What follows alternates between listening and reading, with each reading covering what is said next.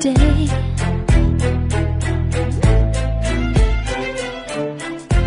The Expansion Zone with Sonia Barrett. everybody's talking about consciousness. Everybody wants that eternal kiss. Yeah, everyone's saying there's more than this. Everyone wants to follow their own bliss. Talking about one love, one blood, one life in everyone. One life, give each other. We are sisters and brothers. We sing Om. On the Expansion Zone, we examine life and our quest to understand who and what we are and of the vastness of human potentials. We explore the making of our world from quantum physics to parapsychology, health, sociology, and philosophy, along with practical living.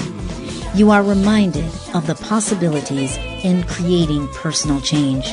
So for an hour, we'll stimulate and expand the mind. Shanti, shanti, shanti, shanti. See the world. Let's do it together. Shanti, shanti, shanti. It's time to wake Well, welcome once again to another edition of the Expansion Zone with Sonia Barrett. I'm, of course, your host, Sonia Barrett. And really good to have you here, as always. Good to know that your dial is tuned to 90.7 FM or kpfk.org, listening to the live stream. So that's great. And, of course, the season is here. Yes, it is. And, of course, today is also Monday. So I'm going to throw in just a bit of humor to start with in this quote, which I thought was really cute. So I've got two quotes, but I'm going to read this one really quickly. And this first quote is, "Dear Monday, I want to break up. I'm seeing Tuesday and dreaming about Friday. Sincerely, it's not me, it's you." I thought it was so cute. I really liked it. So I had to share that. Okay, so now on to another short quote, but very important, that it's Monday, get a new perspective. Whatever obstacles that you're facing, it's not permanent. So I'm going to chat about that in just a moment, because that's also very significant. So today, I think we're going to talk about relationships, our relationship with each other, and our relationship with stress during this holiday season, especially while under more intense circumstances. You know, how to cope with that. So who best to have this conversation with us but Dr. Dravon James, inspiration speaker, life coach, everyday peacemaker, and author of Freedom is Your Birthright. And she's been on the show before. You've heard her a couple of times. So I'm really excited about that. And regarding this quote, so the quote I read, it said, it's Monday, get a new perspective. Whatever obstacles you're facing, it's not permanent. Well, this is very important. It's a very important point to keep in mind, that whatever it is you might be facing, it's not permanent. And certainly when we are facing adverse experiences, it always feels like it's forever. But the fact of the matter is that it is not. All things change. That we can all agree on. How we focus on those uncomfortable moments will greatly determine how we cope and how tomorrow will probably show up for you and for me, you know, just all of us. A new perspective could simply mean being able to see both sides of the coin instead of soaking our minds in fear and speculation and frustration. And, you know, I get it. I understand. So the question is, can this be done? Well, there is only one way to find out. And I think it's just the fact that just try to do it. Just dive in on there and do it. So, all right. So a bit of bio on our guest. Dr. Dravon James is an inspirational speaker, radio host, and author of Freedom is Your Birthright. She's a founder of Everyday Peace, a platform for her to help and inspire others to build the life of their dreams. Using her successful pharmacist skills, she brings light into others' lives by sharing her everyday peace message. She also hosts her own weekly radio show, Everyday Peace, on Unity Radio. And I just want to throw this in real quickly too, but her journey began in poverty on the south side of Chicago. Though she had always dreamt of a career on the stage, Dravon went on to earn a doctorate in pharmacy from Creighton University and has worked as a pharmacist all of her adult life, along with her medical career and theatrical aspirations. Dravon has also always had a keen interest in personal development. After reading Norman Vincent Peale's The Power of Positive Thinking in college, she went on to make a lifelong study of the power we all have to create the life we want. So without further ado, welcome once again, Dr. Dravon James. Thank you. I'm so excited to be with you today. All right. Thank you so much for showing up here. And, we could begin in so many different places, but right now people are dealing with, I think, stress, obviously, but right now the season is, we're in the midst of the season now. It's on, once Halloween hits and then Thanksgiving, we're in the middle of all of that. And a lot of people, experience a great many emotions tripled now with this time. Where do you think is a good way to sort of start in talking about where people are? It could be, people might be in divorce, going through a divorce. I mean, just all kinds of different things.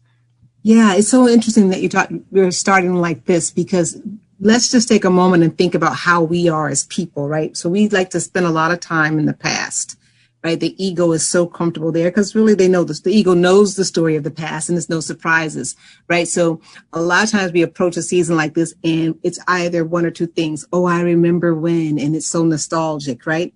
Or we're getting the space where, well, it was horrible back then, and we get to this place of regret. Right. And so either way, wherever you were, you're no longer there because we're here today. So starting right here today is a good place to be, just to try to bring our consciousness from wherever it was, whether it was in the past or it was in the anxiety of Christmas and we have not yet had Thanksgiving, right? So just to be in this moment right now. And you're right. There are people in this moment right now who are experiencing some things that they have never experienced before. I think most of us could say that with the pandemic, but even bringing it closer to home, you mentioned the word divorce, and there are people who are doing that for the first time or maybe the second time, and they just never thought they'd find themselves or, in this position. And especially during this time of the year when there's so much joy, we're supposed to feel so much joy about the season, and they've got so much pain that they're dealing with, right? So right there in that moment, we are challenged to do the only thing that will keep us safe, and that is to stay in the moment, to resist that temptation to go back to the past or to the future. Because really, if we ask the question, and I love this question, I think that I heard Eckhart Tolle say it the best. I know I say his name wrong all the time, but I heard him say it the best, but is in this moment, right now, not a moment from now, but this moment right now, what is actually wrong? I love that. Oh, yeah. It's powerful. Yes. Mm-hmm. Because my ego automatically wants to tell me about the stuff that I'm going to face after I finish this interview, or the stuff that I had to go through to get to this interview. And it has nothing to do with now. Right. And I had to go back like the mom and say, but I asked you about this moment right here. I didn't ask you about 5 minutes from now or 5 minutes ago. I've asked you about this moment right here. And the ego's, and I'm, very gentle with myself, and the ego so slowly but surely starts to calm down and retreat and says, okay, you're right. In this moment right now, there's nothing to worry about. But I don't like that. That's not the answer you're looking for. Right. So it's so important when we're talking about relationships to realize too, to get some perspective, because we need that a lot of times, is to bring it to this moment right now. Absolutely. Yeah, you're right, because this is what we do. I say we live in speculation. We are always speculating about tomorrow. or the future. It's very hard to be right here, right now. And to me, it is the most peaceful place when a person exercises this tool enough, you start to find that you do find peace in that space when you can actually just narrow yourself into the moment. Right. And that's a skill set, right?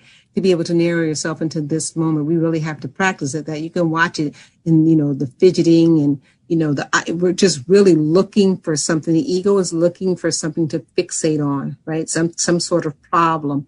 And it gets really nervous when there's nothing but peace. If you allow yourself to reside there for, 5 minutes, and then the ego's like, oh my gosh, this feels good. It sort of lulls itself to a calm state, and you get to just be. And just be in this moment, and then the mind gears back up with, it takes practice to stay in the now for any length of time, but the mind will gear back up. And I'm just going to stay on divorce because you brought it up, and I happened to talk to a dear friend yesterday and all day today, who is in the midst of what's looking like going to be one of those interesting divorces. Mm-hmm. And, as we were talking and just trying to bring her back to right now. Yeah. But right now. But in this moment right now. And there's a lot of preparation to do, and there's a lot of work to do, but keeping our consciousness now and being grateful for the things that are going on now gives us the creative energy to do the next thing. Because when we get overheated, as I like to say, overheated in our feelings and in our mind, we get all shut down with creativity, and we can't be our most creative self, nor can we be our most loving self, because the answer really is in the love. Being in the now and finding the gratitude for the now, for this moment, helps with every relationship. It really helps to, especially during these times, we got so much going on. I don't know about where you are, but here in Maryland, the numbers are creeping up with the COVID. I'm in Los Angeles. Yeah. So people are starting to feel a bit more fearful. And then, the holidays bring on their own anxieties. We don't need the pandemic on top of it. So it's really important that we start to realize how we relate with ourselves so that we can better relate with other people. Right. And the externalizing. And I think that's a big part, which is when you're talking about the now, that really helps us to not externalize so much, as opposed to spending much of our mental time out there, yes, in the fear. And like you're saying, we know these things are going on, but I think people have to take maybe we could call a selfish moment to reel themselves back in. I love that. Take your selfish moment. You deserve it, right? Because we really do, and it's so interesting. The more I work with a lot of people, and as we try, and there's no judgment or shame or condemnation, because we all get to where we need to be when we need to be there. I am so convinced of that. But as we're going through that process, and myself included, I can hear myself, when you talk to your little kids, when you're trying to console them, and they want to be consoled, but they really don't want to be consoled. They really want to have this tantrum. And so every time you get ready to say this, and they say, but what about this? You say, okay, but what about this? And we find ourselves, just go ahead and, let that run through you, and watch yourself as you're doing it. Watch yourself. It's okay, but watch and love on yourself as you're doing it, and realize there's a part of us. There is a part of us that sort of, I won't say gets joy out of it, but feels alive and stimulated in that space. And it's not our normal. Mm-hmm. Right. Mm-hmm. And it's not our healthiest or most productive space, but we know it so well. We just really know that space very well. And so when we can just watch ourselves do that, and after a while we can just have that, that self moment and smile and say, okay, that's enough of that. You can chuckle at yourself. Absolutely. Because we've all done it. I mean, I've talked about it. If we can take that moment where we can actually laugh at ourselves, like when you take that break, or like you said, you allow yourself sometimes to go into that little tantrum in your mind. Sometimes we intellectualize. Okay, I understand this. You understand it. Other people understand it. But in that moment, when you are in your irritation, you don't really necessarily always want to hear that part of you telling you to go into now. It's like, no, but I want to go into now of, being upset. And so it's, or a friend, as you just said. I always laugh at this because you might be talking to a friend and they're going through things and you're telling them some great insight and they go, yes, I know, but, or you go, well, it's really about you. It's not really about him. They go, yes, I know, but when he did this or when she did that, so it's funny. Yeah, it is. And you have to realize, it's so beautiful. It's not beautiful to see our friends in pain, but it's so beautiful to connect on that humanness, right? Because you can see that as that inner child is saying, but I was hurt. And I need for you to validate that you understand that I was hurt. And I may have to say this to you 100 times before I believe that someone has heard me, because this happened and it was unfair. And all of that's true. It did happen and it was so unfair. So have your moment and without shame, guilt, or condemnation. And it's really lovely if you can have someone who can be there and love you through that, who can also be there and say, but now it's time. I'm going to hold your hand or whatever. I'm going to sit here with you, but we're going to get to this place of healing by just sitting in the now for a few minutes. Nothing extraordinary needs to happen. We're not going to rush you. We're not going to shock you out of it, but we're just going to, watch this as it happens so you can know that why is it happening? Because there's a part of you that says, this happened to me and it was so unfair. I didn't deserve it. And the answer is yes. Yes, darling, that happened and it was so unfair and you did not deserve it. We don't deserve, no matter what we've done, none of us is perfect. We don't repay evil for evil. That's not the kind of people we want to be. Sometimes it happens and we don't mean to do it and we don't want it to be done to us. But this is the circle of life and it happens. So we allow ourselves to acknowledge that, be aware of it, and then slowly but surely decide that I want to do something that actually feels good, and that's staying in this moment now and being in gratitude for what is now. And that we can't be in gratitude and fear at the same time. And that's so important to know, is that fear is exhausting. It is very draining. Yeah, it's exhausting. So when you need a break from that and you just feel like I'm just so exhausted, and I hear this a lot from clients, that I'm just so tired, I don't have the energy. And that's because, right, we're living in this place of anxiety and fear, and it is exhausting. So let's take, and I love how you said, let's take that selfish moment. Let's take that moment of gratitude, and not just lip service gratitude. I do this practice I call active gratitude, where I start getting excited. I just focus on something from the soles of my feet to the top of my head and just get this big grin on my face to release this energy of anxiety and fear and to replace it with me being in the now in gratitude. It feels so good. It feels rejuvenating.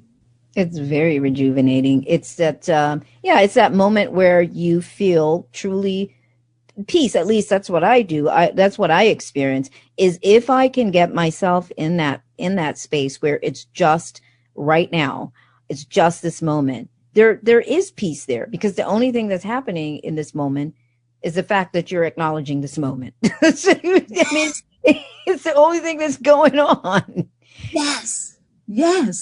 And do you know, it's so interesting, because once you realize that this moment, this selfish moment, I'm going to stick with that for a second. This selfish moment, this gratitude moment didn't cost you anything. You didn't need somebody to participate with you. It just is, and it's available to you whenever you need it. And we always need it, but we're not always conscious and calm enough to realize we need it and to realize that it is available for us. And tap into that. Absolutely. It does take practice and giving up the addiction that we have to problem solving and focusing on issues. As a matter of fact, I remember some years back, I read about, it wasn't the supercomputer, whatever the other one is, but anyway, it's one of those. And one of the things that they were dealing with is, having a computer be able to solve a problem the way that a human being can, because human beings are masters at problem solving. We love to have something to solve. That is what I figured out some years back. We're uncomfortable if we don't have a problem to solve. And then, Dravon, what do we hear people say? Oh, waiting for the other shoe to drop. Yeah, we can't wait. And then when it drops, we're like, oh, see, I told you. Right. We have this self-fulfilling prophecy because that's our comfort level, right? You're right about that. We are amazing problem solvers, and we overutilize that muscle. We go looking for stuff, or we'll create some problems if they don't come along fast enough, right? But That's true. I always caution people. I said, don't go quickly into the solution. Don't just just let it be for a moment. Just watch it for a few minutes. Don't go quickly looking for a solution. Just give yourself some time to process and become the watcher of things. No, I love that. That's so important. I love that you said that. Be the watcher of things, because that's the other part of this this formula that's really significant, is throwing that part in. Be the watcher. And when you're watching, you're not involved in judgment. You're just watching. Yeah. And that's so beautiful. You see so many parts of yourself when you begin to watch it. I believe that becoming the watcher of just the watcher of life soothes so many of the ills of society, because you begin to see yourself in everything and everyone. There's no room for judgment or condemnation. You see yourself in everything and everyone when you become the watcher, and you become totally honest with yourself, because it's very difficult to become the watcher and to be judgmental at the same time. It shocks you out of being the watcher, right? You realize that you can't coexist in that space. You've just got to decide, I'm going to watch with no bias at all. And if I choose something, I choose love. I choose the love on that. I choose the love on that. And that's a great space to be in. And then you see yourself, and you see yourself in everybody. Relationships become easier, right? And I do believe, I haven't not said this to my friend yet, but, divorce will become easier when you realize that, no, you may not have done that particular thing, but you've hurt someone before. Right. Absolutely. It's that self-honesty. That is such a big emphasis, self-honesty. I was going to say at this particular time, but I think in any time, but I think this time really begs for people to really take an honest look at their lives, not out of judgment, or as you say, or blame or shame. But if we can be honest about our stories and how we live our lives, our lifestyle, our maybe health choices, all of those things, I think we can get a better insight to seeing a clearer path through for ourselves. Yeah. It's just that honesty. And it's so difficult to be honest with ourselves, right? Because the ego, again, doesn't want to look straight on. I always say the ego is like a 2-year-old. And I love children. I have 2 of my own. But the ego is really like a 2-year-old. It's quick to pick out when a wrong has been done. If you've ever experienced a 2-year-old do it to you, right? So a wrong has happened here, right? According to them, right? And they go into what they call problem solving mode, which is the tantrum and all of that. And we do the same thing. The ego shows up in us and it says a wrong has been done. And it goes into this problem solving mode, which does nothing but create more problems and create more uncomfortable situations.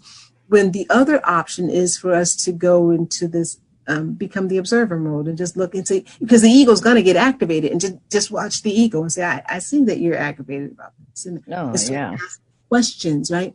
And from there, one thing that if you ever, and I love the 2-year-old analogy, because if you ever tried to ask a 2-year-old a question in the middle of their tantrum,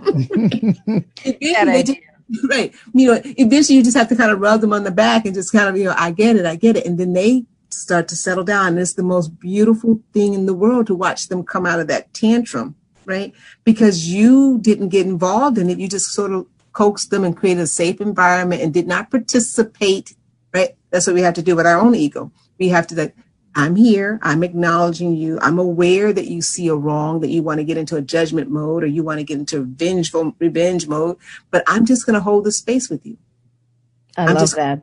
Not participate. I love that. Watch it just start to calm down. The breathing gets normalized, and then, they get sleep, the ego gets sleepy, and all of a sudden it's dissipated. I love that. It's true, though. It's that involvement in the stories That's what we get carried away. And like you said, it just turns into, it's the blob. It just gets bigger and bigger. And if we can tell the truth about, the core story, then we don't have to keep speculating, because all the speculations are just extra stories that we're piling on to the story to begin with. We feel like we have to validate. We need something to validate this core story. So after a while, we've built this whole big thing to try to make us feel okay about feeling a certain way about the other thing. Just be in peace. Just watch. And a lot of it isn't really true. The only thing that is the actual situation that happened. Everything else is a speculation about why the person did it or didn't do it, or it's just, Right. all made up stuff. But the 2-year-old thing I love, because also the distraction, which is what we do. A 2-year-old or whatever the age is, they are jumping around and they're upset. But if you show them sometimes a shiny red ball, something that grabs their attention, then they sort of like redirects their attention to that thing that's so attractive. But I think we do the same thing too.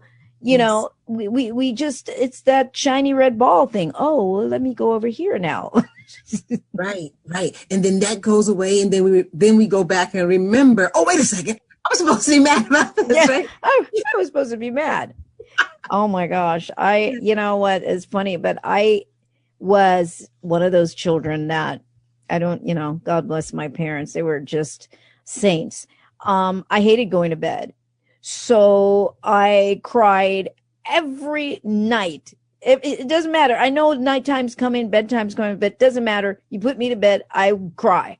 Then I would cry and then I'd fall asleep. And then I would wake up and I would remember that I was crying. And then I would start crying again. Oh, I was that type of crier too. Oh, you too? Yeah, I remember my mother brought me a blue jean skirt. And I was in elementary school and I wanted to wear that skirt so bad. And it was too big.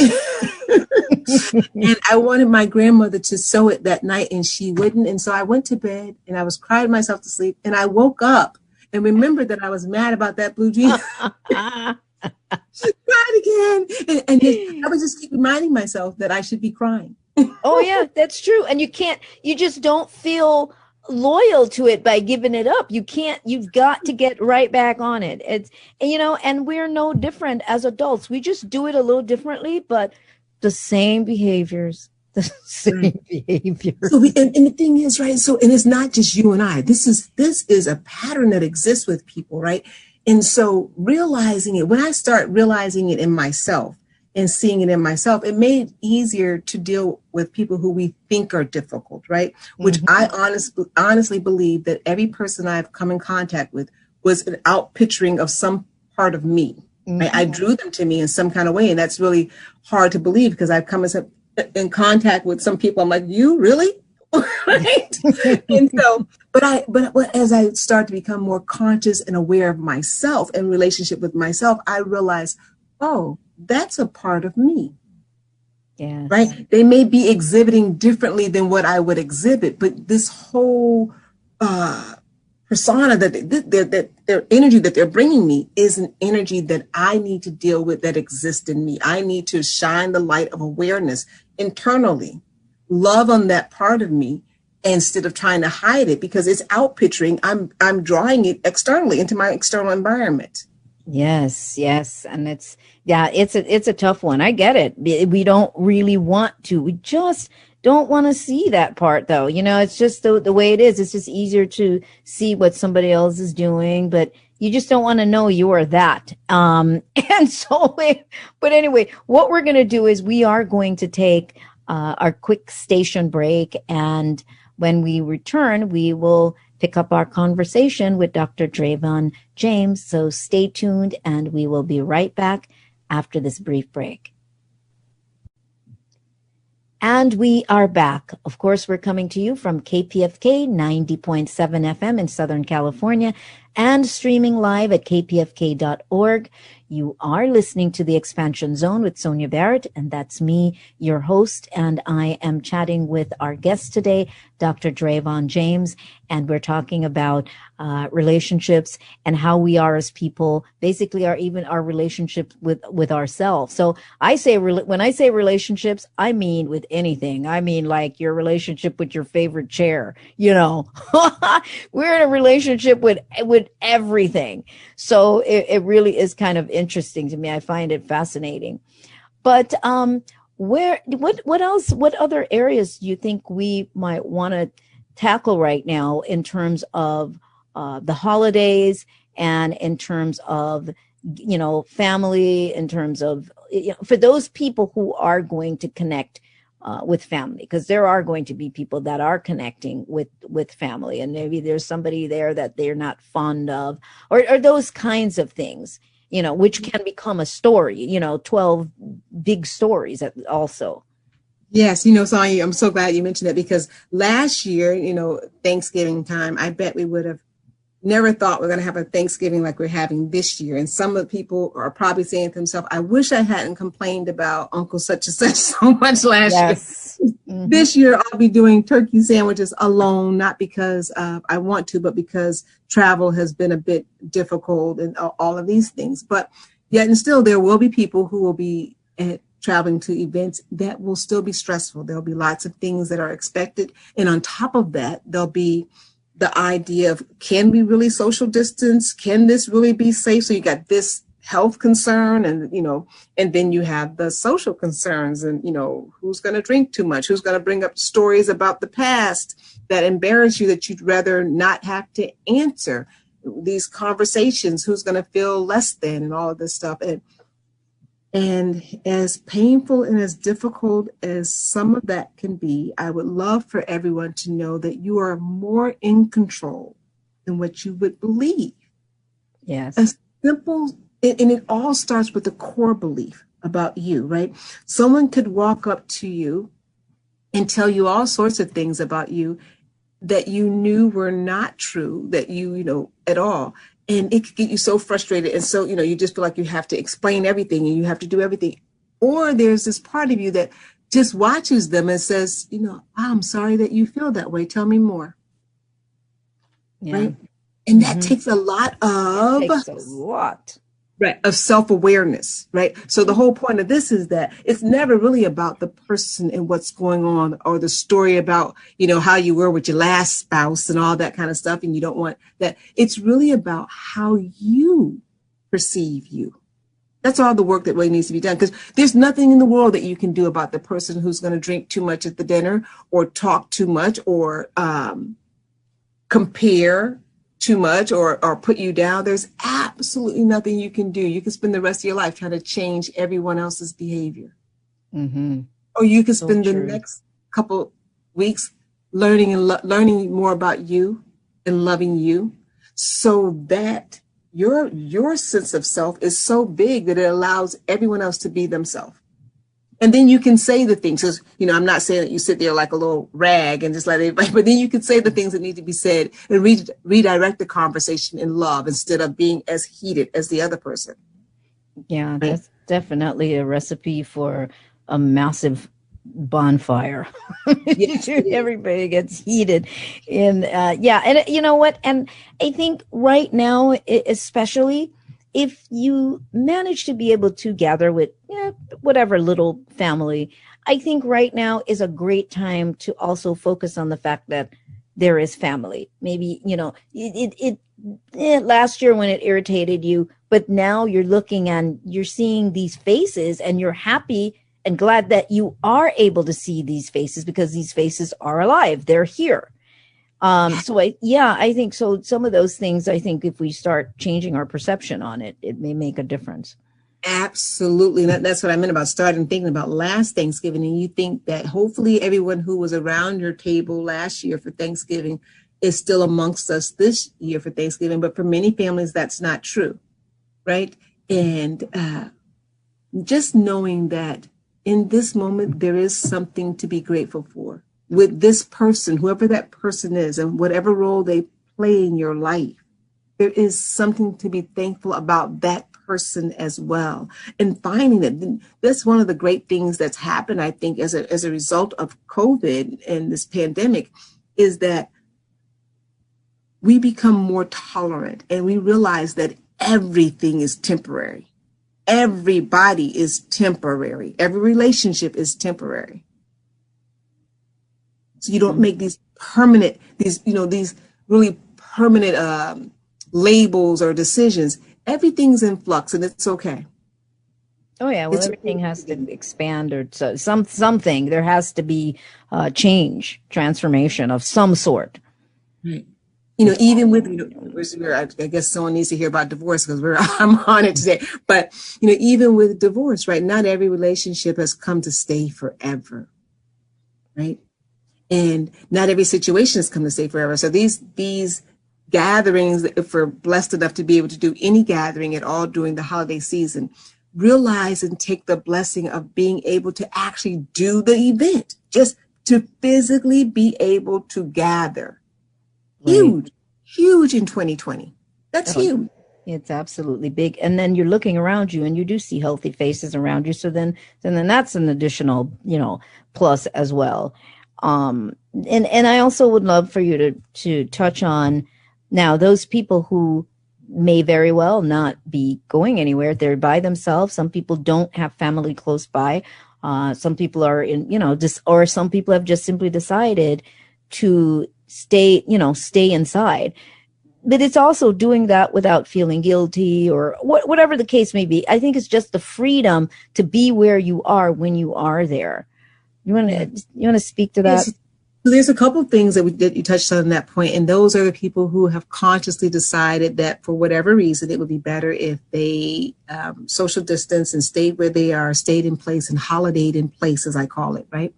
And so that's wonderful. That's one. And there may be people who don't understand that, but we each have to do what resides with us to do, right? Which gives us the most peace. And we have to trust that that is the path for us. And we have to trust that people will understand it. Maybe not now. Maybe they'll be a little hurt now. That's okay. But they will understand it in the future.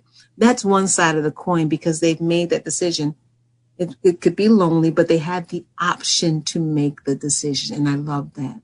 But there are those people who would love to gather, who would love to be invited somewhere, who are going to be alone during this holiday time period. And I really like to speak to that sort of relationship for a moment too, because my heart is there with those people too, that for whatever reason, they're unable to get to family, or there isn't anybody in maybe the pandemic may or may not have something to do with that. They just happen to be alone during this holiday season. First of all, know that this is not your last holiday season. There will be more, but to be in this space of being even grateful, that is where the peace will come in this time period of what I will call looks like lack, because there isn't someone for you to do the holiday with for whatever reason. But be grateful of the fact that wherever you are, find something, pick 3 things and be grateful that they exist in your life. That energy of gratitude, just having that energy of gratitude and holding the space in your heart, that relationship for the next holiday or the holiday after that, creates space in the universe for that to be drawn to you. And then look for opportunities, because there still will be opportunities to gather. One of the things that I like to do during the holiday season, not this one because we are traveling, but is to find somewhere to volunteer. Mm-hmm. It's not as prevalent as it was before COVID, but there are still opportunities to get together. Think about hosting some virtual events too, some over online events where you could do holiday cheers or something like that, where you can just conversate with people. Those type of things will help to fill that space in your heart and help to fill that need for community, because a lot of that is just wanting to commune with somebody, wanting to connect with somebody. So looking for things of that nature. There'll be lots of ways to do that. For the first time ever that I was aware of it anyway, there'll be a lot of that online this year that wasn't so much online before. So looking for ways to connect that way, and knowing that the ultimate relationship, whether you're alone or in the company of others, the ultimate physical relationship, earthly relationship, is with yourself. Mm-hmm. When that relationship becomes what I call peaceful, whole, complete, nothing missing, nothing broken, totality, when that relationship represents peace, you will outpicture that to every other relationship. There'll never be any perfect relationships, but you'll be able to exist in peace with all those other external entities, allowing them to do what life does for them, whether they're being obnoxious, or you'll be able to exist and know that everything happens for a reason. They say there is a space and time for everything under the sun. And that really is true. That applies to relationships as well. Yeah, that was going to be my next comment, was the fact that, wherever they are in that moment, if they find themselves in solitude, they're by themselves. There's a reason for everything. And, in this moment, I've talked to so many people, friends as well, who found that they were forced to connect with themselves, because generally we are very distracted, just because we find we have a lot of things to do that distract us from connecting with ourselves. So to connect with yourself, and there are people that have written, a couple of books, screenplays. I mean, it's like, it's okay to connect with that best friend. In the end, I mean, that's what you are to yourself. Yes. You are the only person that you're going to begin this journey with, and you are guaranteed to end this journey with, right? Everybody else is suspect. You don't know. Right? Mm-hmm. Can't get away from yourself. Right. So do take that time to get to know yourself. And I love the fact that, we are talking about it like it's a no-brainer. We all know how to do that. We all know how to get to know ourselves. But we don't, because we're so distracted. We know more about political candidates and movie stars and singers that we'll ever know about ourselves sometimes, right? And I love to I began by asking myself simple questions that I couldn't answer. True. And they were really simple. Dravon, how are you doing today? And I would say to myself, you cannot just give me the usual platitude. You just can't say I'm fine. I really want to know how you're doing today. And I was stumped by that. My brain wanted to give an answer, but I wanted to stop and allow my feelings to answer that question. And it took a long time for, I think, my awareness, the I amness of me, to trust me enough to know that I was really interested. And then to start to say, well, I feel this way. And then so I felt instantaneously, this is about me. Me talking to me, I felt like, well, no, you shouldn't feel that way, because like scolding myself. So it really takes time. You have to be gentle with yourself. And be trustworthy of yourself to say, no matter what comes up for us today, know this, that I'm here for you. I love you no matter what. I love it. Things will come up with, just regarding you, and you'll say, wow, I wasn't aware that that's how I really felt about that, but it feels good that I've acknowledged it. When you start to develop a relationship with yourself, the way you look at the whole world changes. Right. You get off automation too, which is what you're saying, because your typical response is fine, and somebody says, how are you doing? Oh, fine. And, I think we have a lot of automated responses like a computer. There are just certain responses that automatically come out, and you think to yourself, well, you're not feeling fine, but it's an automatic response. So that's always interesting. Right. Yeah. And then when you assure yourself, like, you may not have the answer now, but I'm going to be here when you do have it. And it's so interesting. I can remember when I started this journey so many years ago, but I remember waking up one time and thinking to myself, this is me. You know that question you asked me earlier today? Right? I finally felt safe enough to give myself an answer about that. And then be okay with the fact, but I'm not going to do anything about it. Because sometimes we don't want to get to know ourselves so well, because we feel like we're going to be forced to do something, forced into acting on. And also disappointed. Right. Yeah. Right. That you would allow this, or you would do this. Instead of just, okay, I just want to know about you. I just want to know about you with for no other purpose than I want to be your best friend. I love that. It's true, because I talk to myself like that. I mean, if anybody could get inside my head, probably have me put away. But I have these conversations with myself all the time, because you can, because yourself is going to answer back. This is the beauty. You're going to hear things. We could, of course, any topic we bring up, we could just stay on it, because there's so much so much to be tackled or to address. But I also want to look at caregivers. I think they're an important part of this because caregivers tend to I've seen caregivers get sick after they're not caring for somebody anymore. And I think it's really important that caregivers give themselves permission. So I wanted you to speak on that as well. Yes. So caregivers are just amazing people, right? They're pouring out so much. So sometimes to their own vessel is empty. But I think for people who are acting in their purpose and their caregiving like this, that is a part of their service. That's their service. That's where they get their strength from.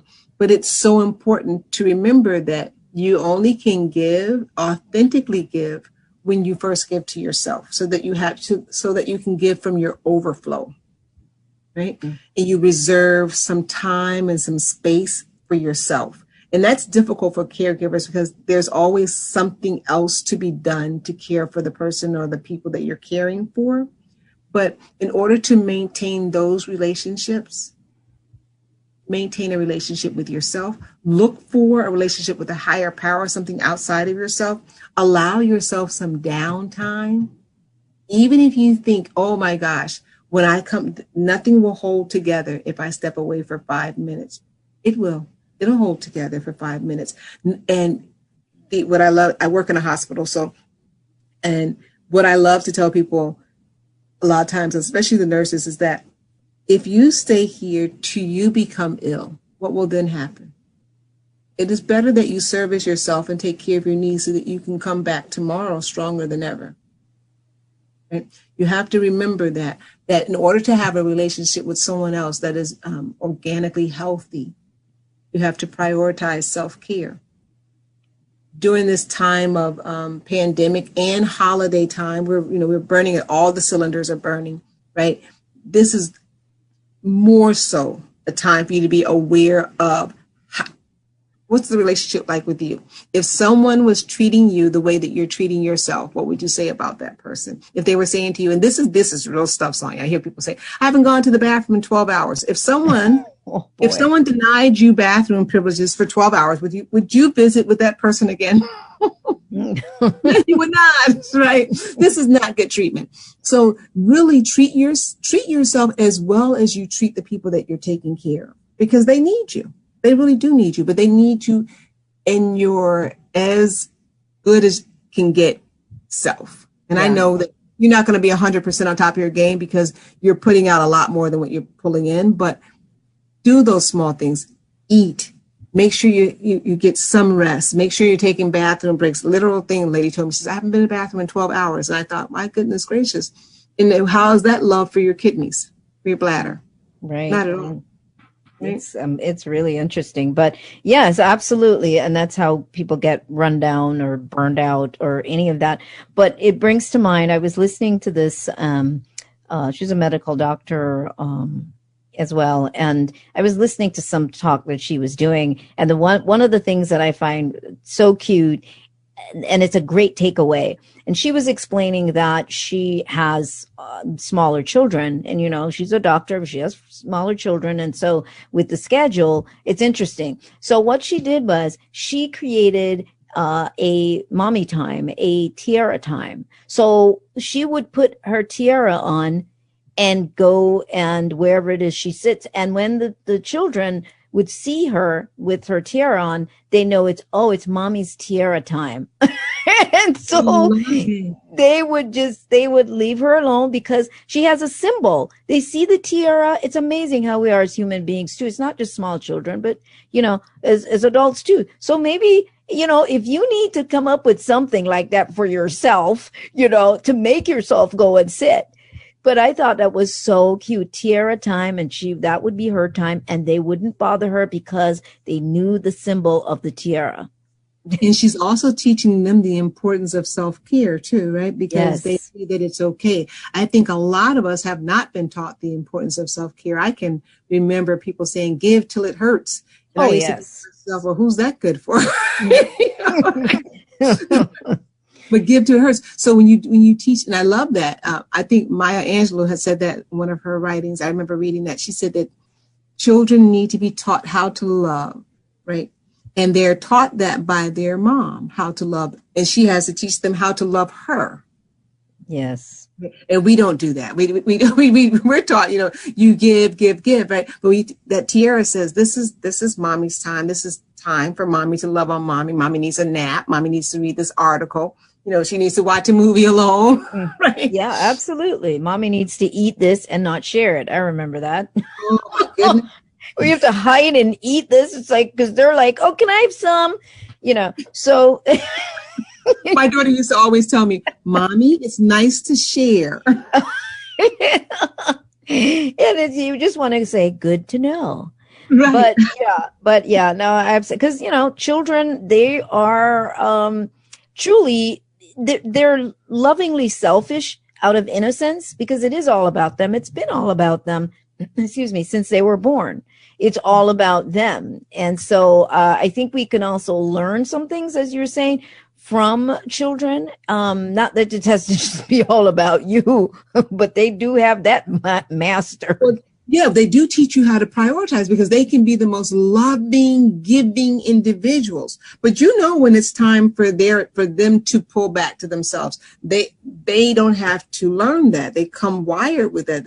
These are the needs that I have now, and when these get met, and I'm full and I've been changed and all, then I can go back to being loving and adoring. But right now we have some pressing self-care needs that need to be taken care of, right?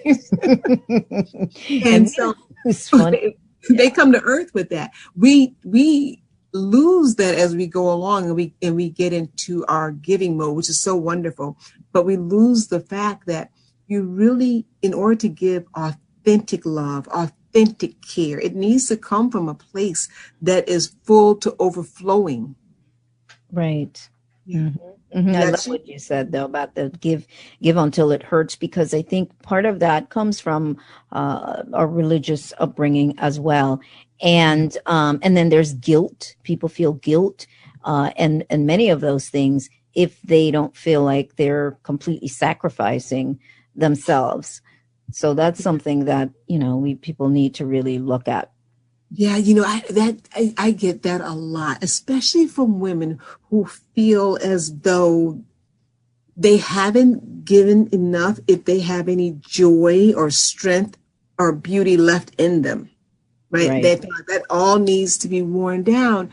And I always think and I ask them, in fact, so would that make you, if you were in the company of just someone who showed up to you just totally, torn down emotionally, financially, spiritually, would that make you feel great about being in that person's presence? And that was, like, no. I said, so think about that. When you show up for somebody, of course they want the service, but they also want the pleasure of your company. Right. Absolutely. They want to be able to look to you and see some of themselves in you. No one wants to look to you and say, oh my gosh, is that the face of giving? Yeah, absolutely. And not give for appearances. I mean, Right. It's something I've emphasized over the years as well, which is what you're saying. It's not, don't give for appearances, or don't promise to do things for people, even though you are so stressed and you're so worn out and you've divided yourself up, 20 different ways, and you're worn, but you have to do it. And I think those are things that we have to learn. We have to learn that because that will affect our immune support. All of those things that we're talking about, believe it or not, in the end, does affect the health of the body. Yes. And a quick note on that, too, that you just mentioned, too, realize that when we are giving like that, ask ourselves, what is our motivation for giving? Because it really goes back to how we feel about ourselves. The underlying reason a lot of times is we feel that these people will not love, like, or care for us if we don't give beyond what we can really give, right? So get that mindset away from you and believe, whether it's true or not, believe this, that these people whom you are serving would feel better if you were whole, complete, and rested. And they understand that sometime you're going to have to say no. Have that thought about the people that you're serving. Feel that way about them. And then let them say, oh, no, it's not that way. And then you'll know, well, maybe this is my core group. This isn't where I'm supposed to be serving if they don't care that much about me. And that's okay. So, there's another group out there of people who need you as well. But show up believing that the people that you are giving your service to love and care about you enough that they want you. They know you'll have to say no sometime because it's not in your best physical, mental, emotional well-being. Perfect. Now, please, we've got seconds left, really. Your website, how can people find you and, connect with you and all that you've shared today? Well, absolutely. If I may, I'd like to tell you about a free offer I'm giving away. Sure, please. Perfect for the holidays. 7-day challenge on discovering your passion. What is it that you're passionate about? And it's absolutely free 7-day challenge or course that you can get by emailing me at Dravon, and that's DRA, B for victory, ON James, Dravon James at gmail.com. And just put the word free in the subject line and you'll get that emailed to you. You can also visit my website at drdravonjames.com. I'm on the radio every Monday on the Unity Online Radio Network, 2 p.m. Pacific time. And that's how you can catch up with me there, find out what I'm doing, where I'm going to be. A lot of it's virtual with today's environment. But yeah, and my book, Freedom is Your Birthright, is available on Amazon. Perfect. All right. And I'm going to make sure all of that information is available on the website under her name and under the replay. So be sure to go to the website for that. Well, thank you so much. We have a wonderful conversation as always. Thank you so much for being here. And I do look forward to having you back again for another chat. Thank you. It would be my pleasure. You're welcome. Thank you. All right. And thank you to the listening audience. And of course, to our engineer, D'Angelo Jones. Also do visit theexpansionzone.com for the replay of this show and many of the other shows. Check out the archive. Also the newsletter, sign up for the newsletter on the website as well, theexpansionzone.com. And also subscribe to my YouTube channel, Instagram, Facebook, all of that, those great things. And to find out more about me and my work, do visit therealsoniabarrett.com. As always, I like to remind you to live life to its fullest and question everything. Until next time, see you then.